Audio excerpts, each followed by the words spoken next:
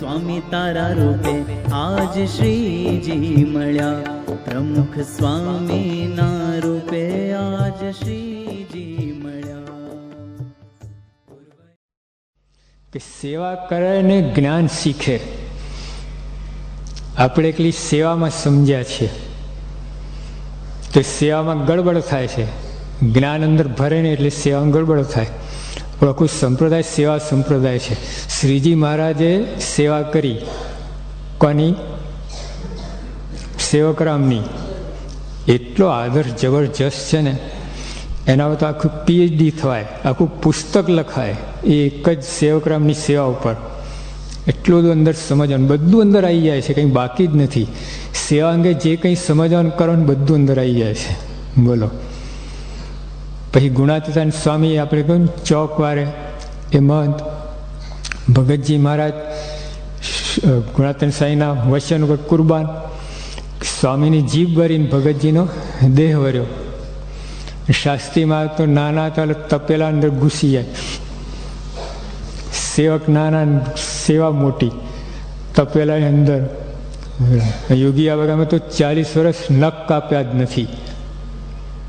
ઉગે ના કરતા ડબલ ઘસાઈ જાય. ઉગે ના કરતા ડબલ ઘસાઈ જાય વાસણ ઉટકવાની સેવામાં.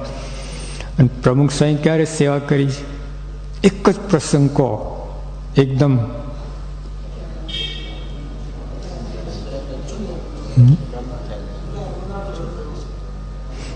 જે દિવસ એમને પ્રમુખ બનાવે ને તે દિવસ.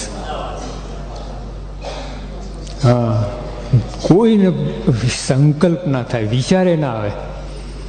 તો પ્રમુખ થયો હોય તો 6 ઇંચ અધર ચાલે જમીન ઉપર.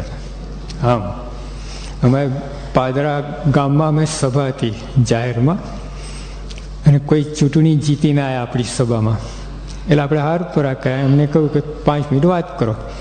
ખુરશી બરોબરથી વાત કરે લાગે. ખુરશી બેસવા આપી હતી. કોઈ હવે બોલો માઇક કઈ રીતે પહોંચાડો. બોલો, ત્યારે માઇકની જરૂર જ નથી. અમને ગજાવા લાગ્યા. પણ જો એક સરપંચ કે એની કંઈ ચૂંટણીમાં જીત્યા હશે એમાં તો આટલો બધો કેફ ચડી ગયો. અને પ્રમુખ સાહેબ આખા સંસ્થાના ધણી. કેવી સંસ્થા!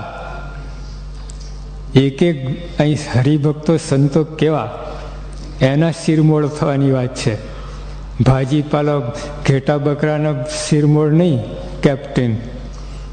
એ પેલી ઓસ્ટ્રેલિયન ટીમના કેપ્ટન, એના જેવી વાત છે.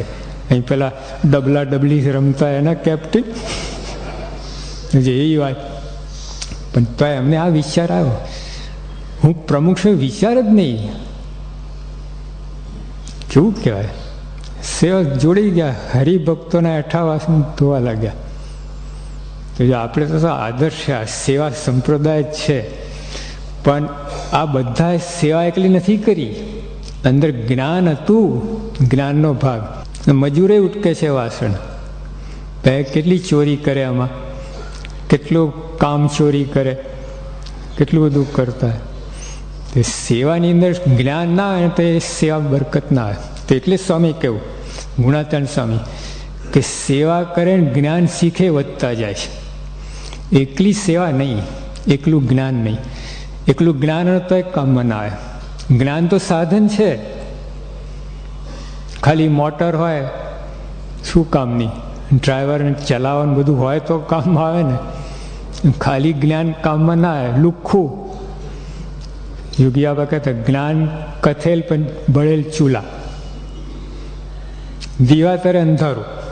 હા, જ્ઞાની બધું એવું બધું કામ કરે છે. પોતાના કામમાં જ ના આવે જ્ઞાન. એ જ્ઞાની શું કામ? તો જ્ઞાન પણ એવું કે સેવા અને જ્ઞાન છે ને, બંનેને એકબીજાની અપેક્ષા છે. એકબીજાના રહી ના શકે. અને એકબીજાના જો એકલું એકલું તમે લો તેમાં બહુ દોષો આવે છે. સેવાની અંદર ઘણા દોષ ને જ્ઞાનની અંદર ઘણા દોષ આવે. બે ભેગા થાય ને એ બધા દોષ નીકળી જાય, બંનેના દોષો નીકળી જાય. તો આ સેવા આપણે કરીએ છીએ તો જો એની અંદર જ્ઞાનનો ભાગ નથી આવતો તો એ સેવા કર્યા ના કર્યા જેવું થયું. એમ મારે કહું ને કે ગાયું તે ના ગાયા જેવું. એ તે વાત કરે છે એમ સેવા કરી ના કર્યા જેવું થયું. આપણે સેવા કરીએ, જો તમને માન ના મળે, કોઈ આગળ બેસાડે નહીં, બોલાવે નહીં, કેટલો ધક્કો લાગે છે. બીજી વાર આવે જ નહીં. નિયમ લઈ લે, હવે આ મંદિરે પગ મૂકે બીજો, ત્યાં બધી પાકું થઈ જાય, એટલો નિયમ પાકો થઈ જાય. બીજે જન્મે ત્રીજે જન્મે આવે કેમ એ પ્રશ્ન થઈ જાય. જો તો સેવાની અંદર માનની બહુ અપેક્ષા રહે છે. તો જ્ઞાનથી એ ટળે. જ્ઞાન તમને થયું હોય ને તે જે સેવાની અંદર દોષ આવે છે માનનું નીકળી જાય. પછી અભાવ ગુણ, બીજો કરે છે, હું કરું, બીજો નથી કરતો, વાદ લે ખોટો, બેસી રહ્યો છે હું કરું છું, એટલે આ દોષ આવે, ખોટો વાદ અંદર આવે, અહમ ભાવ આવે, અભાવ ગુણ આવે, કોઈ માન ના આપે એટલે પછી બધા કોઈ સમજતું જ નથી. બધા ઠીક છે, બધા સ્વાર્થિયા છે, પોતપોતાનું કરે, એ બધું જાત જાતનું અંદર બેઠા બેઠા કોઈને કાંઈ ના હોય તો આને બધું અંદર ભરી જાય, આવું થાય. તો જે સેવાની અંદર જ્ઞાનની જરૂર છે, એ રીતે જ્ઞાનની અંદર સેવાની જરૂર છે. સેવાનાથી જ્ઞાન ફળદાયી ના થાય, નિર્બીજ હવામાં ધડાકા, એ જ્ઞાન કાંઈ તમને કામ ના કરે. મૂળ તો સેવા છે, સેવા ભક્તિ. અમે સેવા ભક્તિ એને સેવા કહો, ભક્તિ કહો, બધું. અને એની અંદર આ જ્ઞાન ફરે એ કંઈ જુદી વાત થાય. જેમ બોલા 3 વસ્તુ ભેગી થાય ત્યારે શીરો બને. કઈ 3 વસ્તુ? ખાંડ, ઘી ને લોટ. એમાં એક વસ્તુ ના હોય, 2 નહીં થાય. જો ખાંડ ના હોય તો કેવું લાગે શીરો? લઈ જેવું.